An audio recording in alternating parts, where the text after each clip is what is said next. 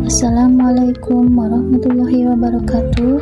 Perkenalkan, nama saya Edi Solesoh dari program studi S1 Ilmu Perpustakaan. Pada kesempatan ini saya akan mempresentasikan tugas mata kuliah Media Teknologi yang berjudul Perpustakaan, Peran, Fungsi, Peran, dan Perkembangannya di Era Digital. Semoga paparan ini dapat memberikan gambaran tentang bagaimana perpustakaan beradaptasi dan bertransformasi di tengah kemajuan teknologi informasi. Sebagai pembuka, mari kita pahami terlebih dahulu peran dasar perpustakaan. Perpustakaan sejatinya adalah pusat informasi dan sumber belajar yang sangat penting bagi masyarakat. Peran perpustakaan sendiri sangat penting dalam mendukung dunia pendidikan dan mendorong peningkatan literasi masyarakat. Namun, di era digital saat ini, perpustakaan tidak lagi hanya identik dengan rak-rak buku fisik. Dengan kemajuan teknologi, perpustakaan telah mengalami proses transformasi digital yang menjadikannya lebih modern dan mudah diakses. Selanjutnya, mari kita lihat apa saja fungsi utama perpustakaan. Pertama, perpustakaan berfungsi sebagai sumber pengetahuan, menyediakan berbagai koleksi seperti buku, jurnal, ilmiah, serta akses ke data dan arsip digital. Yang kedua, perpustakaan juga memiliki peran penting dalam pengembangan literasi, yakni meningkatkan kemampuan membaca kritis serta mendukung kegiatan belajar secara mandiri. Selanjutnya, peran perpustakaan. Tidak hanya berfungsi sebagai tempat menyimpan buku, perpustakaan juga memiliki peran sosial yang sangat signifikan. Yang pertama, perpustakaan berperan sebagai pusat informasi, menyediakan informasi yang akurat dan up-to-date.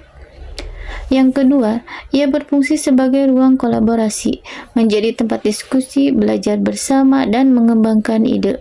Yang ketiga, perpustakaan juga menjadi tempat pelestarian budaya, di mana arsip sejarah dan budaya lokal disimpan dan dijaga keberlanjutannya. Selanjutnya, digitalisasi perpustakaan.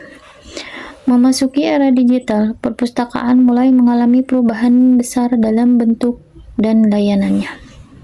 Kini koleksi digital seperti e-book, jurnal elektronik, dan database online sudah menjadi bagian penting dari layanan perpustakaan. Selain itu, dengan adanya layanan daring, pengguna bisa mengakses informasi kapanpun dan dari mana saja, tanpa batasan waktu atau tempat. Teknologi dalam perpustakaan. Transformasi ini tentu tidak terlepas dari dukungan teknologi. Beberapa teknologi yang umum digunakan di perpustakaan saat ini antara lain yang pertama, OPAC atau Online Public Access Catalog atau katalog online untuk pencarian koleksi.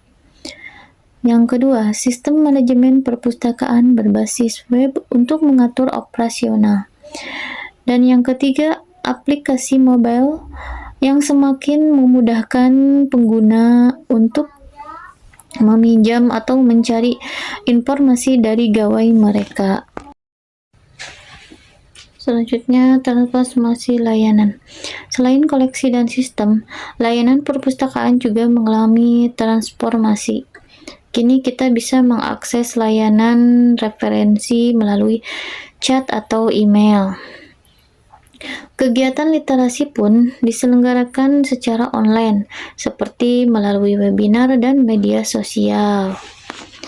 Dan yang tak kalah penting, aksesibilitas koleksi ditingkatkan untuk pengguna difabel agar layanan perpustakaan dapat dinikmati oleh semua kalangan. Namun demikian, digitalisasi juga membawa tantangan tersendiri.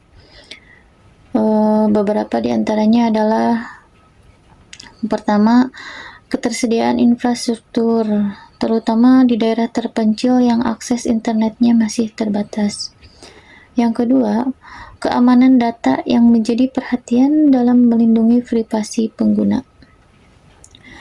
Yang terakhir, pengelolaan hak cipta di mana perpustakaan harus tetap mematuhi aturan distribusi konten digital. Selanjutnya, peluang dan masa depan perpustakaan digital. Di balik tantangan tentu ada peluang besar. Digitalisasi membuka kesempatan bagi perpustakaan untuk memperluas akses secara global, menjangkau pengguna lintas daerah dan negara, membangun kolaborasi antar lembaga untuk saling berbagi sumber daya digital, mengintegrasikan teknologi canggih seperti AI dan Big Data untuk memberikan layanan yang lebih efisien dan personal. Dan selanjutnya, mendukung pendidikan berkelanjutan, terutama dalam meningkatkan literasi digital masyarakat secara luas. Selanjutnya, salah satu contoh nyata dari implementasi digitalisasi adalah perpustakaan digital nasional. Layanan ini menyediakan ribuan koleksi digital yang bisa diakses secara gratis oleh masyarakat. Tersedia fitur pencarian, peminjaman, hingga unduhan koleksi yang bisa diakses melalui website maupun aplikasi mobile. Contoh lainnya adalah iPusnas, sebuah aplikasi baca buku digital yang sangat populer. Di sini, pengguna bisa menemukan berbagai genre dan kategori buku, dan tentunya sangat mendukung kebiasaan membaca masyarakat luas secara lebih praktis dan fleksibel. Untuk skala yang lebih kecil, seperti di sekolah, kita juga bisa melihat adanya otomasi perpustakaan. Dengan menggunakan software seperti Slims atau InListLate, proses pencatatan, peminjaman, dan pelaporan menjadi lebih efisien dan akurat. Hal ini tentu sangat membantu pustakawan dalam pengelolaan sehari-hari. Kesimpulannya adalah bahwa perpustakaan tetap relevan di era digital karena mampu beradaptasi dan bertransformasi. Pemanfaatan teknologi memperluas peran dan jangkauan layanan perpustakaan, dan digitalisasi sangat mendukung pembelajaran serta literasi sepanjang hayat. Sebagai penutup, saya ingin menyampaikan beberapa saran strategis yang dapat mendukung perkembangan perpustakaan di era digital. Yang pertama, adanya peningkatan literasi digital bagi perpustakaan dan juga pengguna. Yang kedua, penting untuk berinvestasi pada infrastruktur teknologi yang memadai.